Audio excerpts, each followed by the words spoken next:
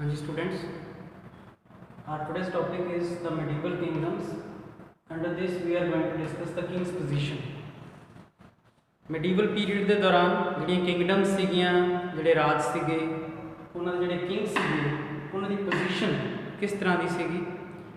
ਤਾਂ ਦੇਖੋ ਕਿੰਗ ਦੀ ਪੋਜੀਸ਼ਨ ਉਹਨਾਂ ਦੱਸਿਆ ਕਿਸ ਚੀਜ਼ ਤੇ ਡਿਪੈਂਡ ਕਰਦੀ ਸੀਗੀ। It depended on the success in Waris and extent of empire. ਕਿਸੇ ਵੀ ਕਿੰਗ ਦੀ ਪੋਜੀਸ਼ਨ ਤਾਂ ਮਹਾਨ ਮੰਨੀ ਜਾਂਦੀ ਸੀਗੀ ਅਗਰ ਉਹਨੇ ਲੜਾਈਆਂ ਦੇ ਵਿੱਚ ਵਾਰਸ ਦੇ ਵਿੱਚ ਬਹੁਤ ਸਕਸੈਸ ਹਾਸਿਲ ਕੀਤੀ ਹੋਏ, ਪਲੱਸ ਉਹਦੇ ਐਮਪਾਇਰ ਦੀ ਐਕਸਟੈਂਟ ਤੋਂ ਮਤਲਬ ਉਹਦਾ ਰਾਜ ਭਾਗ ਕਿੰਨਾ ਫੈਲਿਆ ਹੋਇਆ ਹੈ, ਇਸ ਚੀਜ਼ ਤੋਂ ਉਹਦੀ ਪੋਜੀਸ਼ਨ ਦਾ ਅੰਦਾਜ਼ਾ ਲਾਇਆ ਜਾਂਦਾ ਸੀ ਕਿ ਕਿੰਨਾ ਵੱਡਾ ਕਿੰਗ ਹੈ। ਜਿੰਨਾ ਜ਼ਿਆਦਾ ਵੱਡਾ ਰਾਜ ਹੋਏਗਾ, ਜਿੰਨੀਆਂ ਜ਼ਿਆਦੀਆਂ ਉਹਨੇ ਜਿੱਤਾਂ ਹਾਸਿਲ ਕੀਤੀਆਂ ਹੋਣਗੀਆਂ ਵਾਰਸ ਦੇ ਵਿੱਚ, ਲੜਾਈ ਵਿੱਚ, ਉਨਾ ਹੀ ਉਹ ਮਹਾਨ ਕਿੰਗ ਮੰਨਿਆ ਜਾਂਦਾ ਸੀ। ਦੈਨ ਕਿੰਗ ਦੀ ਪੋਜੀਸ਼ਨ ਜਿਹੜੀ ਹੈ ਉਹ ਪ੍ਰਸ਼ਾਸਤੀ ਤੋਂ ਵੀ ਲਗਾਈ ਜਾਂਦੀ ਸੀ ਕਿ ਕਿੰਨੀ ਕੁ ਇੰਪੋਰਟੈਂਟ ਉਹਦੀ ਪੋਜੀਸ਼ਨ ਹੈ। ਪ੍ਰਸ਼ਾਸਤੀ ਕੀ ਹੁੰਦਾ ਸੀਗਾ? ਇੱਕ ਤਰ੍ਹਾਂ ਦਾ ਕਿਸੇ ਵੱਡੇ ਸਾਰੇ ਰੌਕ ਜਾਂ ਸਟੋਨ ਦੇ ਉੱਪਰ, ਵੱਡੇ ਸਾਰੇ ਪੱਥਰ ਦੇ ਉੱਪਰ ਜਿਹੜਾ ਹੈ ਉਸ ਰਾਜੇ ਬਾਰੇ ਅੱਛੀਆਂ ਚੀਜ਼ਾਂ ਲਿਖੀਆਂ ਜਾਂਦੀਆਂ ਸੀਗੀਆਂ ਉਸ ਰਾਜੇ ਦੇ ਦਰਬਾਰੀ ਕਵੀ ਦੇ ਰਾਹੀਂ। ਉਸ ਕਿਸੇ ਵੀ ਰਾਜੇ ਦਾ ਜਿਹੜਾ ਪੋਇਟ ਹੁੰਦਾ ਸੀਗਾ ਉਹ ਕਿਸੇ ਪੱਥਰ ਦੇ ਉੱਪਰ, ਕਿਸੇ ਚੌਂਕ ਦੇ ਵਿੱਚ, ਕਿਸੇ ਪਬਲਿਕ ਪਲੇਸ ਦੇ ਉੱਪਰ, ਕਿਸੇ ਵੀ ਸਟੋਨ, ਵੱਡੇ ਸਟੋਨ ਦੇ ਉੱਪਰ ਉਸ ਦੀ ਤਾਰੀਫ ਦੇ ਵਿੱਚ ਕੁਝ ਚੀਜ਼ਾਂ ਲਿਖਦਾ ਸੀਗਾ। ਉਸ ਚੀਜ਼ ਨੂੰ ਅਸੀਂ ਪ੍ਰਸ਼ਾਸਤੀ ਦਾ ਨਾਮ ਦਿੰਦੇ ਹਾਂ।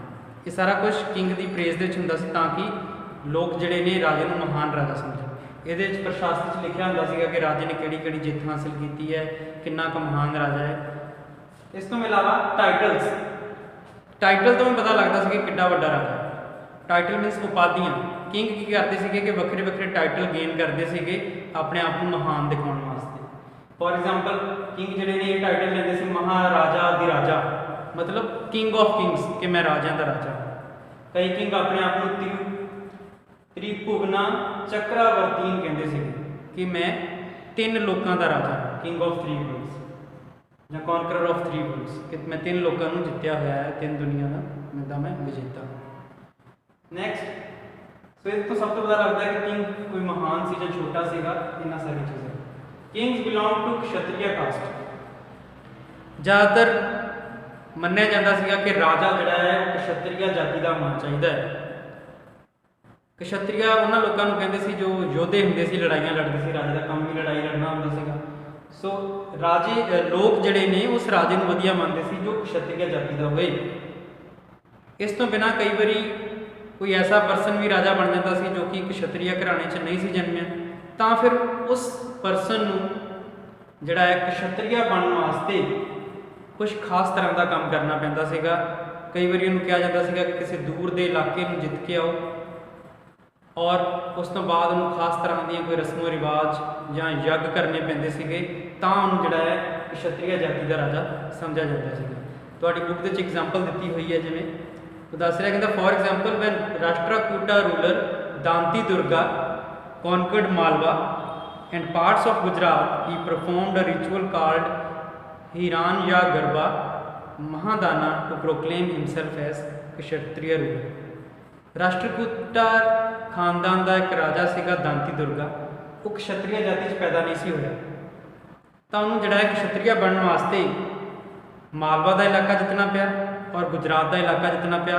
ਇਹਨਾਂ ਇਲਾਕਿਆਂ ਨੂੰ ਜਿੱਤਣ ਤੋਂ ਬਾਅਦ ਉਹਨੂੰ ਇੱਕ ਖਾਸ ਰਸਮ ਕਰਨੀ ਪਈ, ਹੀਰਾਨਾ ਜਾਂ ਗਰਬਾ ਮਹਾਦਾਨਾ। ਉਸ ਤੋਂ ਬਾਅਦ ਜਿਹੜਾ ਹੈ ਉਸ ਨੂੰ ਕਸ਼ਤਰੀਆ ਜਾਤੀ ਵਿੱਚ ਸ਼ਾਮਲ ਕੀਤਾ ਗਿਆ।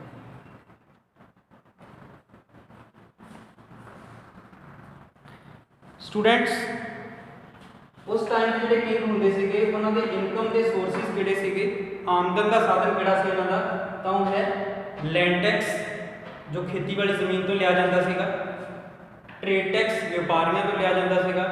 ਦੈਨ ਕ੍ਰਾਫਟ ਦੇ ਉੱਪਰ ਵੀ ਟੈਕਸ ਲੱਗਦਾ ਸੀਗਾ, ਜੋ ਕਾਰੀਗਰ ਜਿਹੜੇ ਸੀ, ਕ੍ਰਾਫਟਸਮੈਨ ਜਿਹੜੇ ਸੀਗੇ, ਜਿਵੇਂ ਕੋਈ ਕਾਰਪੈਂਟਰ ਦਾ ਕੰਮ ਕਰ ਰਿਹਾ ਹੈ ਜਾਂ ਕੋਈ ਲੋਹੇ ਦੀਆਂ ਚੀਜ਼ਾਂ ਬਣਾਉਣ ਦਾ ਕੰਮ ਕਰ ਰਿਹਾ ਹੈ, ਤਾਂ ਉਹਨਾਂ ਦੇ ਉੱਪਰ ਵੀ ਜਿਹੜਾ ਹੈ ਖਾਸ ਤਰ੍ਹਾਂ ਦਾ ਟੈਕਸ ਲਗਾਇਆ ਜਾਂਦਾ ਸੀ। ਸੋ ਲੈਂਡ ਟੈਕਸ, ਟ੍ਰੇਡ ਟੈਕਸ ਤੇ ਕ੍ਰਾਫਟ ਟੈਕਸ ਤੋਂ ਬਹੁਤ ਜ਼ਿਆਦਾ ਇਨਕਮ ਪ੍ਰਾਪਤ ਹੁੰਦੀ ਸੀ ਕਿੰਗਸ ਨੂੰ, ਔਰ ਉਸ ਪ੍ਰਾਪਤ ਹੋਈ ਇਨਕਮ ਨੂੰ ਜਿਹੜਾ ਹੈ ਬਾਅਦ ਦੇ ਵਿੱਚ ਰਾਜੇ ਦੇ ਰਾਜ ਮਹਿਲ ਉੱਪਰ ਖਰਚ ਕੀਤਾ ਜਾਂਦਾ ਸੀ, ਵਾਰਸ ਲੜਨ ਲਈ, ਵੈਪਨਸ ਬਣਾਉਣ ਦੇ ਲਈ, और इस तरह के नाल जिहड़ा है होर फैसिलिटीज़ लोगों को प्रोवाइड करने लई, रोड्स बनाउण दे लई, इंज सरावां बनाउण लई, फोर्ट्स जां पैलेस बनाउण दे लई जिहड़ा है इस इनकम नूं जिहड़ा है बाद विच खर्च किया जाता सीगा। अक्सर जदों किंग जिहड़ा है किसी नवें एरिया में जदों जितदा सीगा तां उत्थे जिहड़े रहण वाले छोटे छोटे किसान ने जां आम लोग ने जिहड़े चाहे जंगलों में रहण वाले लोग ने उन्हां तों भी जिहड़ा है टैक्स जिहड़ा है कलैक्ट कर लिया जाता सीगा। सो बहुत सारा टैक्स जिहड़ा है किंग नूं मिलदा सीगा और इस टैक्स के नाल जिहड़ा है किंग काफ़ी ज़्यादा अपनी प्रॉस्पैरिटी नूं वधा लैंदे सीगे।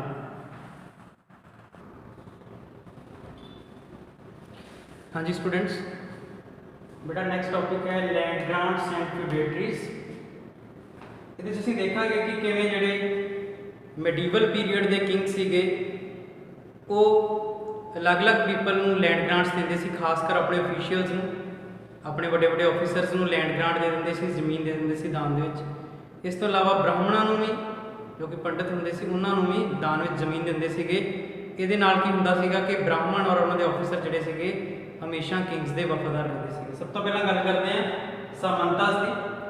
सामंत जिहड़े ने इन्हां नूं इंग्लिश विच फ्यूडेटरीज कहा जाता है, असीं लॉर्ड भी कह सकते हैं इन्हां। ये वो लोग सीगे जिहड़े कि बड़े बड़े ऑफिसर सीगे किंग दे दरबार दे विच।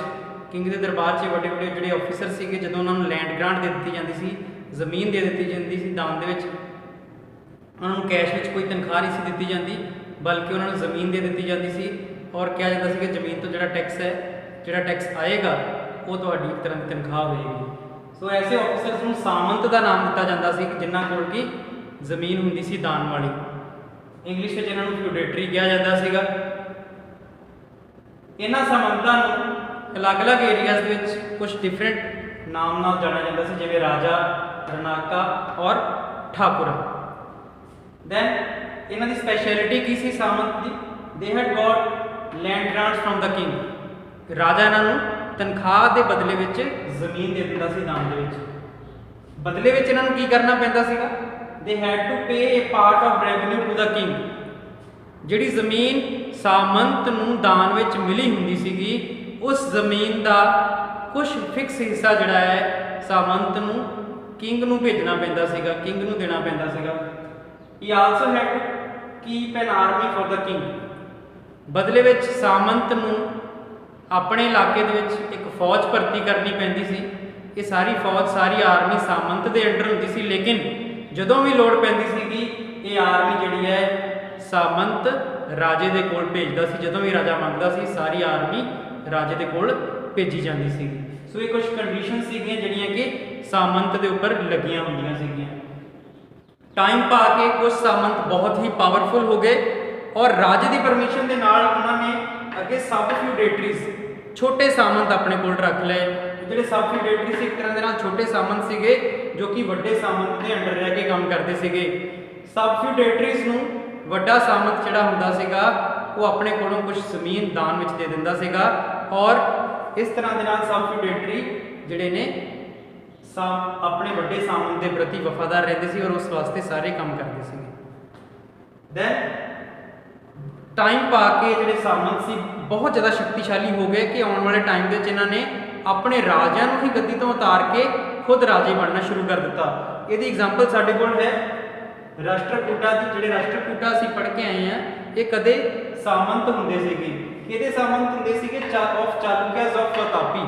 वतापी के चालुक्य जिहड़े राजे सीगे उन्होंने राष्ट्रकूटा नूं एज ए सामंत रखिया होया सीगा, लेकिन राष्ट्रकूट इन्ने पावरफुल हो गए कि इन्होंने चालुक्या नूं ही राजगद्दी तो उतार दिता और खुद जिहड़े आ ये राजे बन गए।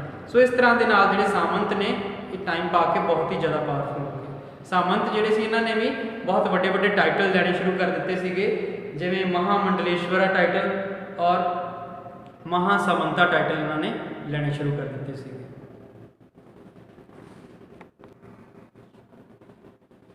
हाँ जी स्टूडेंट्स,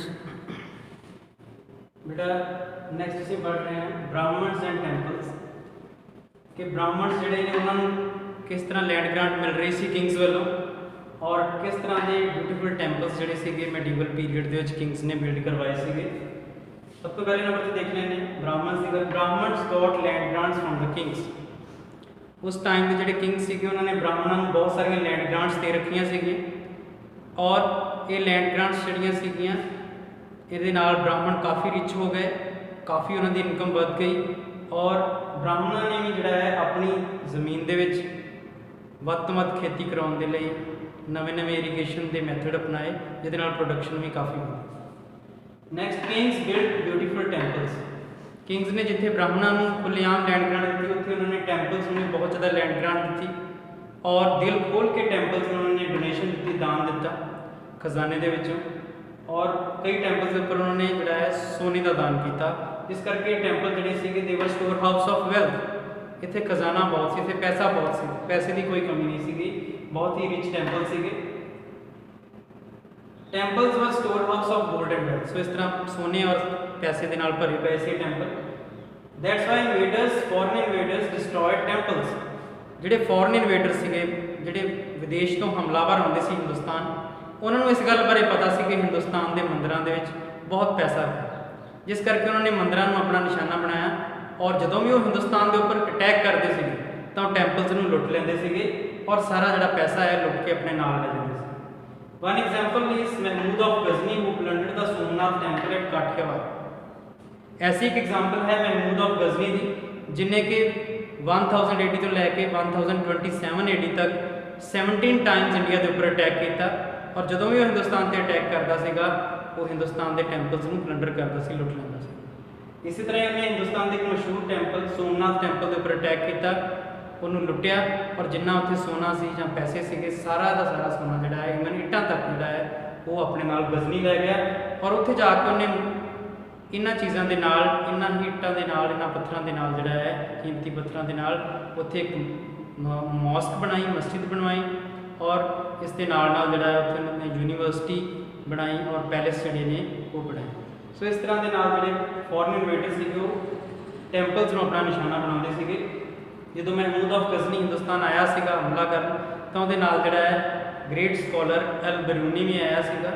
ਉਹਦੇ ਟਰੈਵਲੌਗ ਦੇ ਵਿੱਚ ਵੀ ਸਾਨੂੰ ਕਾਫੀ ਜ਼ਿਕਰ ਮਿਲਦਾ ਹੈ ਕਿ ਕਿਸ ਤਰ੍ਹਾਂ ਉਹਨੇ ਟੈਂਪਲਸ ਨੂੰ ਲੁੱਟਿਆ ਸੀ ਜਾਂ ਕਿਸ ਤਰ੍ਹਾਂ ਹਿੰਦੁਸਤਾਨ ਦੇ ਟੈਂਪਲ ਬੜੇ ਹੀ ਰਿਚ ਸੀਗੇ।